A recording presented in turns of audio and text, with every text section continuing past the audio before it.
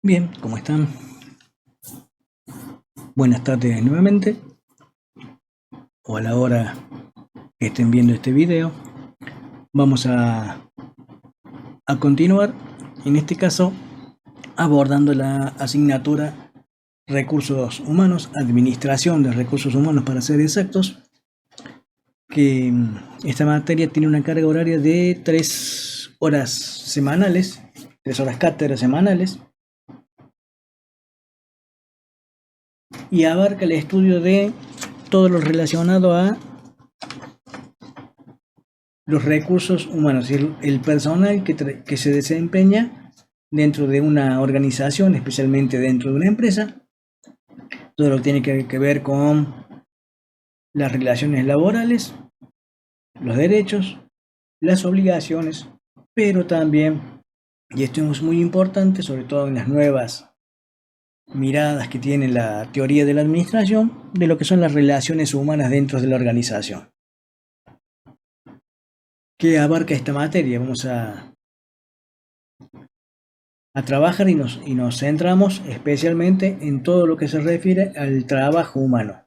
Trabajo humano dentro y las implicancias, tanto de obligaciones de parte del trabajador como de sus derechos, así como de las relaciones que se establecen dentro de la estructura empresaria y fuera de ella, pero que afectan el trabajo humano. Es decir, el centro de la materia es el trabajo humano desarrollado dentro de una organización y con ciertas particularidades.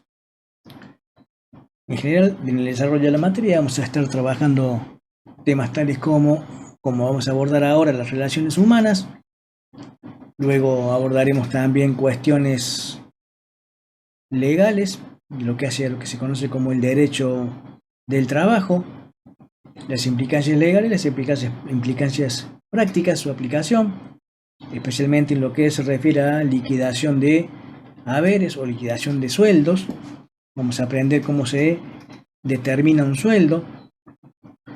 Vamos a abordar el tema en relación a los recursos humanos, de cómo se debe trabajar en una organización con los recursos humanos, es decir, todo el proceso que involucra buscar personal, definir un puesto de trabajo, citar o convocar candidatos que se proponen para ocupar un puesto de trabajo, cómo evaluarlos, que también desde el punto de vista del trabajador o del candidato a un puesto de trabajo, qué tareas debe hacer, cómo confeccionar su currículum, cómo debe desarrollarse, cómo debe comportarse en el marco de una entrevista de trabajo. Vamos a aprender a hacer currículum, vamos a aprender a cómo se lleva a cabo una entrevista del trabajo, tanto desde el punto de vista de la organización como desde el punto de vista del prospecto o candidato a ocupar un puesto de trabajo. Es una materia tranquila, sencilla, linda, que abarca todo lo que es cuestiones de relaciones humanas. Bien, vamos a comenzar con el desarrollo porque es bastante sencillo. En esta primera unidad nos enfocamos en el trabajo humano dentro de la organización y, como consecuencia de ello, qué relaciones humanas se dan dentro de la organización, ¿sí? Eso es importante. Si bien como lo hemos estudiado en economía, lo vamos a ver en otras materias, en todo proceso productivo tenemos una diversidad de recursos. El recurso natural, que nos provee los insumos, las materias primas; el recurso capital, que nos provee los medios a través de los cuales se lleva a cabo un proceso productivo; y uno de estos recursos es el trabajo. Trabajo desarrollado obviamente por personas. De allí el nombre de recursos humanos. No obstante lo cual, no puede ser tratado el recurso humano de la misma forma que es tratado en otros tipos de recursos, como el capital, como las materias primas, como las relaciones comerciales que hacen a la producción. ¿Por qué? Porque involucra a personas, involucra su vida, involucra su trabajo, su proyección, su proyecto de vida. Por eso es importante, y especialmente desde la mirada de las nuevas teorías de la administración, el enfoque hacia el enfoque humanista del trabajo. Entonces, para comprender esto, lo primero que vamos a entrar a analizar es qué son las relaciones, cómo se dan, de dónde surgen dentro de una organización. Las relaciones humanas dentro de la organización, que como repetimos, se refieren a relaciones que tienen como centro a los dependientes o los trabajadores de una organización. Todo individuo va a aportarle a una organización.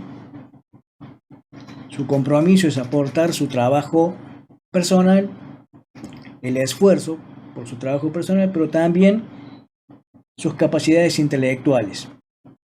A lo que no puede estar exento lo que es la persona en sí misma, es decir, sus afectos, su personalidad, sus proyecciones, sus metas. Ahora bien, todo ser humano nace dentro de una estructura, por lo general, social. Estamos hablando en estos tiempos, ¿no? De lo que se conoce como grupo primario familiar.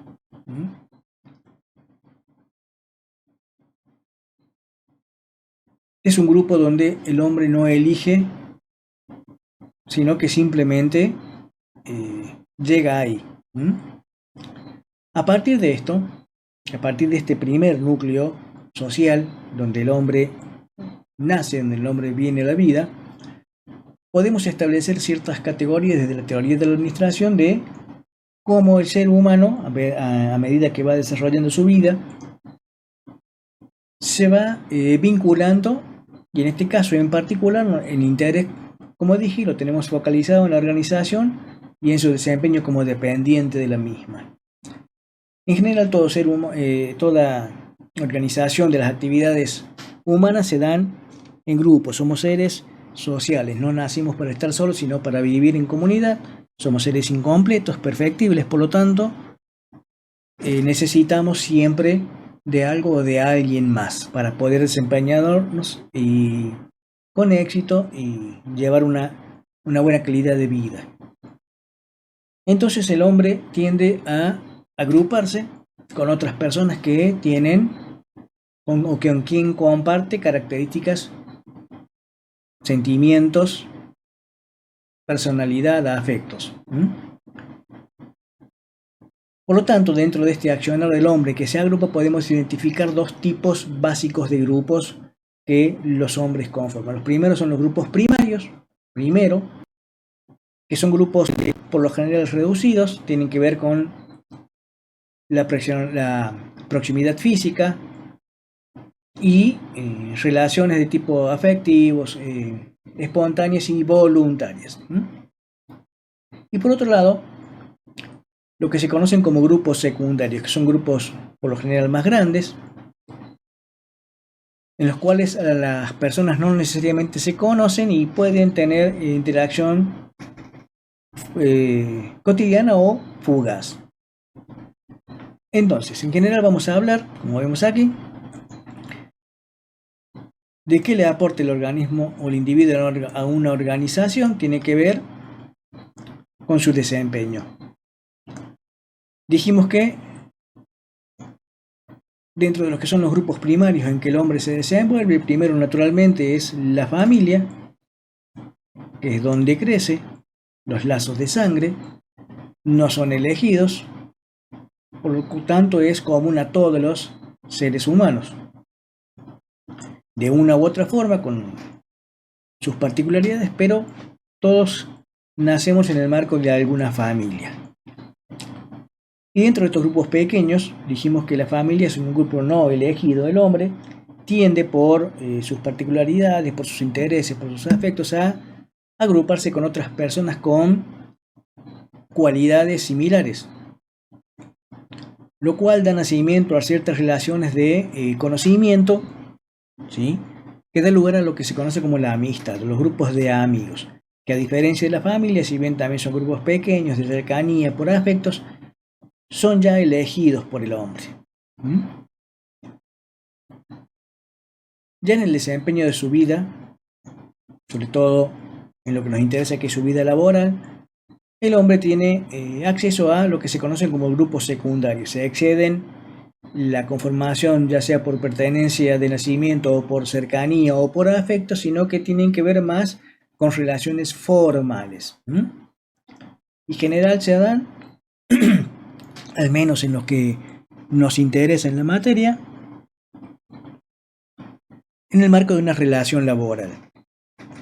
Ejemplos de grupos secundarios: el sindicato al que puede estar afiliado o no el trabajador, un club por el cual se puede simpatizar porque se tiene interés, donde hay gente que, en cualquiera de estos grupos, que evidentemente conocemos, pero son los menos. La mayoría de la gente de estos grupos, que por lo general son amplios, no son conocidas, aunque se comparten con ellos ciertos fines, ciertos propósitos, ciertos afectos. Por lo tanto, decimos que el hombre a lo largo de la vida se va a desempeñar en alguno de estos grupos, o en todos. Básicamente en la mayoría o en todos los grupos primarios, y en algunos o varios grupos secundarios. ¿Qué quiere decir esto? ¿Y a qué apuntan las nuevas teorías de la organización y de la evolución del estudio de los recursos humanos? Que en la atención, si bien el hombre es en cuanto lleva a cabo una prestación de trabajo para una organización, es un recurso abocado a la producción que debe responder con eficacia, con eficiencia, con lealtad. Es un elemento que constituye primordialmente la organización y que es necesario tomarlo en cuenta en cuanto a quién es como persona, respetar su personalidad, sus creencias, sus gustos, sus afectos, tener en cuenta cuáles son sus propósitos o metas personales, de manera tal de poder que el hombre pueda llegar a, en su proyecto de vida como parte de la organización, lograr sus propias metas sin desmedro de poner toda su fuerza productiva en el logro de las metas de la organización. Por lo tanto, la organización en este marco debe ser capaz de entender qué es lo que motiva al hombre a tomar las conductas que tiene, cuáles son sus necesidades, qué expectativas tiene. Porque un personal que está bien tratado, que es bien tratado, que se encuentra a gusto en la organización, es una persona que es eficaz, que es eficiente y que provee realmente lo que la organización como recursos requiere y necesita. Ahora bien, tomando en cuenta la existencia de estos dos tipos de grupos, primarios y secundarios, vamos a ver cómo se desenvuelven, cómo se generan, cuál es el desarrollo de los mismos en el marco de una organización. Dijimos que cualquier grupo social es un conjunto de personas, ¿sí?, de individuos que se conocen, ¿sí? No hay forma de estar en un grupo sin conocerse, ya dentro del marco de una organización hablamos, que necesariamente tienen que relacionarse entre sí y que de una u otra, o en mayor o menor medida, se interfieren en las actividades, están relacionadas las actividades de unos con otros, es decir, hay una interdependencia mutua de actividades. El objetivo de crear grupos, fundamentalmente en la teoría moderna de la organización, se tiende ya no al trabajo individual, sino del hombre y la prestación de sus cualidades y de sus esfuerzos para la organización en forma individual, sino que es importante el aporte colectivo. Hay un viejo dicho que dice que la suma de las partes nunca va a ser de la misma calidad que el todo, es decir, el trabajo de un grupo que está consolidado, que tiene claros sus objetivos, es siempre más eficiente que la suma de los individuos por separado de los individuos que conforman un grupo. Ahora bien, ¿qué tipo de grupos existen en una organización? El grupo primario, el grupo propio de una organización, va a ser siempre un grupo formal, es decir, de carácter secundario de aquellos que veíamos originalmente. La organización crea grupos siempre formales y crea grupos estableciendo cuáles son los roles que cada integrante del grupo debe desempeñar, ¿sí? Y cuáles son sus fines, sus propósitos y su actividad. No obstante, como dijimos, el hombre es una persona que tiende a su vez a agruparse con otras personas, tomando en cuenta intereses comunes, afectos, pasiones comunes, propósitos comunes, por lo cual inevitablemente dentro de la organización nacen los que se conocen como grupos informales, que escapan a la estructura de la organización y a lo que la organización dispone en cuanto a la conformación de grupos, ¿sí? Naturalmente, el grupo formal es un grupo a donde el hombre se desempeña por indicación, ¿sí? Forma parte y ha sido incorporado a un grupo formal de trabajo en una empresa. Si es un obrero, a la línea de producción; si es un gerente, en la oficina que le corresponda, a cargo de un grupo particular de personas y solamente de ese grupo y dependiendo de alguien más. Sin embargo, los grupos informales, como surgen por voluntad de los hombres, por las relaciones que se dan ya en el marco de la actividad laboral entre las personas, son de carácter voluntario y no se relacionan, no tienen una línea con los grupos formales que establece la organización. Son grupos que, como dijimos, nacen de la necesidad propia del hombre de asociarse y en particular de asociarse con personas con los quienes comparte intereses comunes. Ahora bien, hablamos de grupos, pero ¿qué es un grupo? Un grupo básicamente es un conjunto, decimos medianamente con cierta formalidad, que un grupo de personas que interactúan entre sí, que tienen alguna historia o un propósito más o menos, en mayor o menor medida, compartido. Es decir, o comparten una historia o comparten una visión del mundo, un propósito, fines a los que quieren lograr.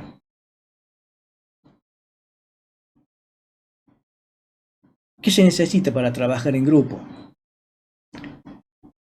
Hay algunos cuantos requisitos que son básicos para que los seres humanos puedan desempeñarse en lo que conocemos como un grupo de trabajo. Recordemos, estamos focalizados en el marco de una organización. Primero, un ambiente físico adecuado, ¿sí? Un ambiente físico que provea los elementos, los materiales, los espacios, el cuidado necesarios para que el hombre pueda desempeñarse en forma adecuada. Un lugar donde se eviten al máximo las tensiones. El hombre es un ser emocional, por lo tanto, reacciona a los afectos, tanto en forma positiva como negativa. Por lo tanto, para tener hombres dependientes que sean productivos, es necesario que estén libres de tensiones. El grupo no puede operar a la deriva, debe tener objetivos claros de funcionamiento y debe tener habilidades o estrategias de desarrollo de las mismas para la toma de decisiones. En mayor o menor medida, en mayor o menor nivel, depende del foco de actividad del grupo, pero en general todos los grupos con el tiempo apuntan a desarrollar actividades que involucran la toma de decisiones. Bien, dijimos que el hombre le aporta a la organización no solo su esfuerzo físico e intelectual, sino también su personalidad.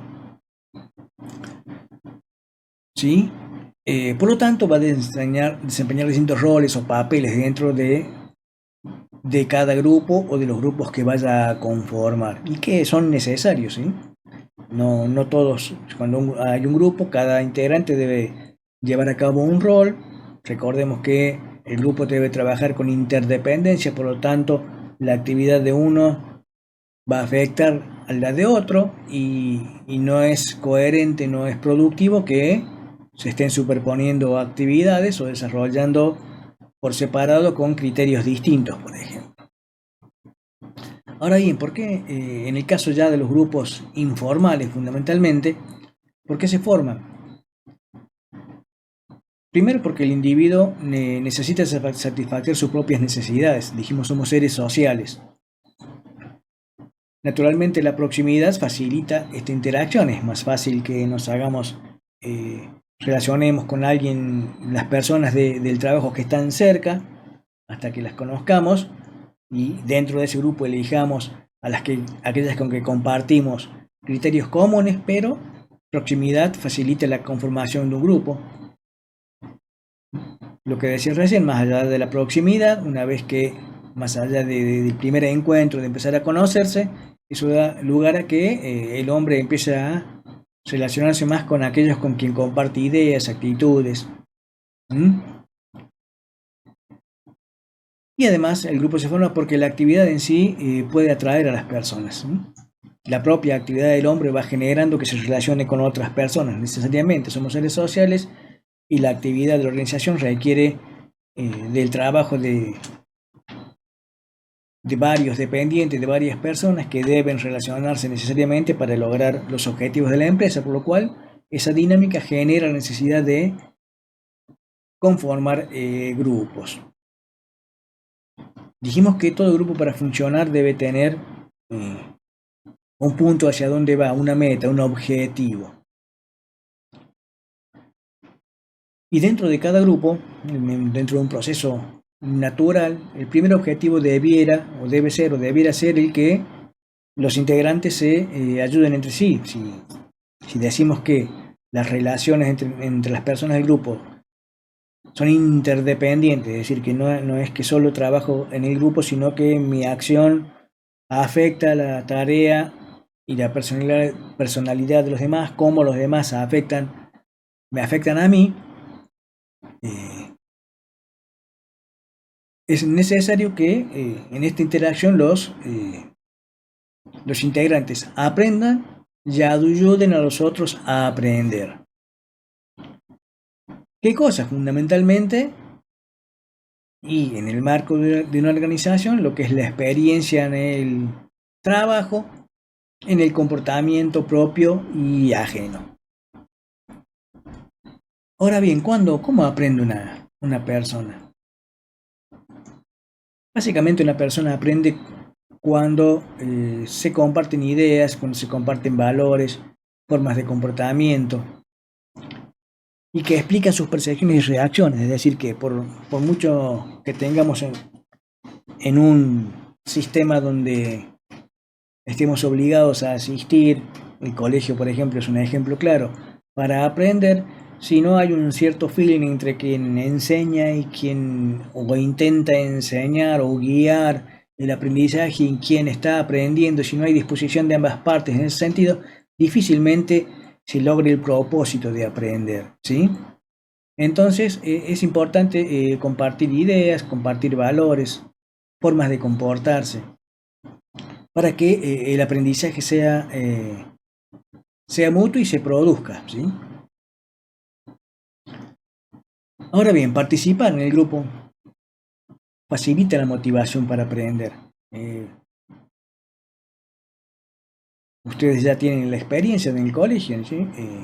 Siempre la dinámica de trabajo, si bien en estos tiempos ya no podemos, el año pasado ha sido particular, pero en la experiencia que traen ustedes de otros años, la dinámica de agruparse para realizar determinadas tareas, más allá de que por ahí no se realizan todos los miembros a conciencia, facilita el desarrollo de la tarea y también el aprendizaje, sobre todo cuando apuntamos y tenemos objetivos claros de cómo llevar, a dónde vamos y qué propósito tenemos de llevar la tarea, ¿no?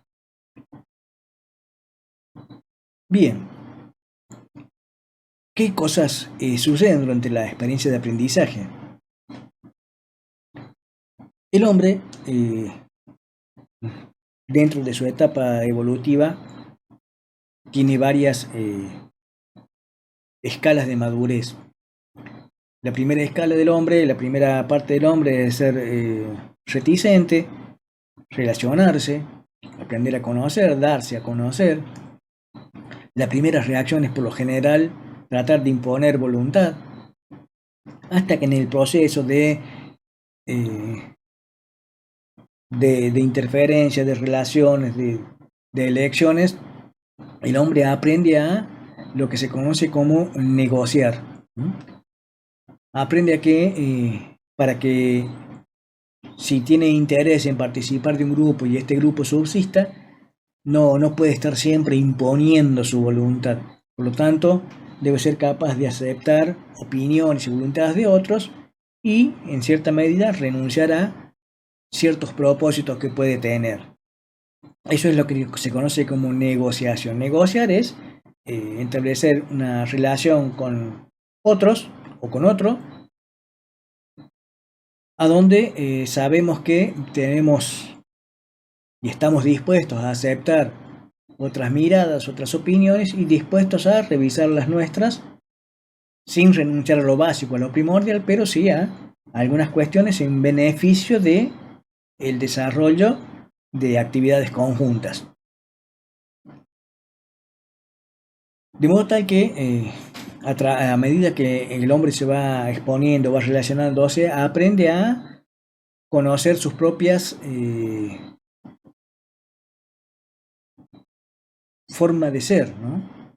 Sus propias emociones, aprende a conocer cuáles son sus sentimientos, aprende a valorar su modo de comportamiento, ¿sí? Cuando uno se comporta en forma grosera con otra, y naturalmente encuentra una respuesta del mismo tipo, se da cuenta que hay que cambiar estrategias y va aprendiendo a relacionarse de esta forma, especialmente y cuando tiene interés en esta relación, de participar de un grupo, de estar relacionado con determinadas personas, ¿sí? De modo tal que el proceso que se da de negociación, de estar en constante ir y venir en la interdependencia con otros integrantes de grupos o con otras personas, ayuda al crecimiento. Se da a través de un proceso que se llama retroalimentación. ¿Qué es la retroalimentación? Veamos, imaginémonos una maquinita que realiza una actividad. Esta actividad desarrollada es verificada, se determina si hay aciertos, errores, y si hay errores, se vuelve a la maquinita a corregir para que la próxima producción no tenga errores. Bueno, esto es retroalimentación. En las relaciones humanas pasa exactamente lo mismo.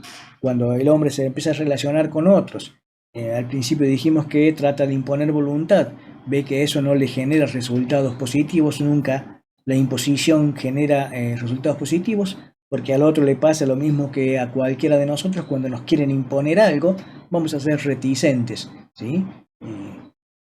Porque en el fondo todos actuamos movidos por nuestras propias expectativas, tanto que nuestras expectativas no tengan posibilidad de cumplirse en relación con otro, no me interesa participar con otro.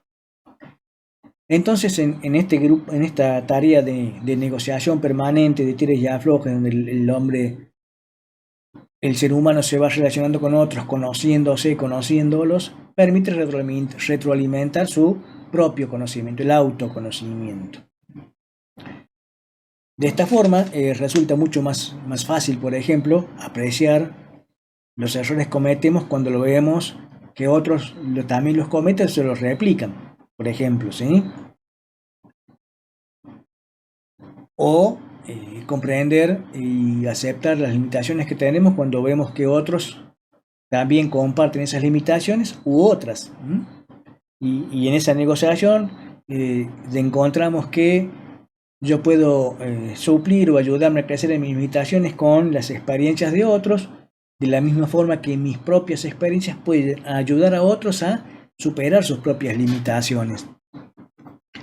Y eso hace que el grupo como conjunto vaya creciendo más. A esto apuntaba lo que decía anteriormente, que por lo general, cuando el grupo va madurando y todos estos procesos se van afinando, se van haciendo más sensibles, el producto de la gente trabajando en grupo, interrelacionada, con propósitos comunes es siempre superior al trabajo individual de los integrantes. Tiene que ver con este aprendizaje que se va dando el hombre a partir de la interdependencia y de la interrelación con otros. Ahora bien, todo grupo para que prospere, para que trabaje, para que cumpla sus objetivos debe tener una cierta cohesión, debe tener una cierta estructura, una cierta solidez. ¿En qué se basa esta cohesión grupal? En un concepto muy básico y que tiene que ver con cómo el hombre se incorpora a los grupos, o cómo el hombre elige los grupos, o cómo elige con quién agruparse, que tiene que ver con el sentido de pertenencia. El ejemplo más práctico para comprender el sentido de pertenencia es ver la particularidad del comportamiento de los hombres en el aspecto de si es simpatizante de una institución deportiva, por ejemplo, ¿no? Cómo esas emociones en algunos casos hasta llegan a cegar el criterio, ¿no? Eso es el sentido de pertenencia, cuando uno se siente parte de un grupo. Entonces, si nosotros queremos tener grupos que prosperen, que sean coherentes, que tengan cohesión, es importantísimo tener en claro que se debe trabajar en favor de identificar el sentido de pertenencia, identificar qué pasa, cuáles son los conflictos, apuntar a resolverlos. Para lo cual hay que desarrollar habilidades, ¿no? Relacionarse con otro implica necesariamente comunicarse. Respetarse, respetar para ser respetado. Todas estas son cuestiones que hacen a que el grupo pueda ir logrando madurez, cohesión y que consiga lograr los objetivos que se propone, lograr sus metas. Bien, para finalizar esta primera clase, vamos a realizar una pequeña actividad basado en lo que les he ido comentando. Empiecen a trabajar. Aquí tienen el texto y las consignas para realizarla. El objetivo es ir encontrándonos con los conceptos, es decir, no hace falta perfección por el momento, sino acercarnos a intentar elaborar un trabajo con criterio propio. Si lo pueden terminar hoy, mejor. Ni bien lo terminan, como en el caso de matemáticas, le sacan una foto o lo escanean y me lo envían al WhatsApp. Y si no, para el día de mañana ya lo terminaremos. Chau, chau.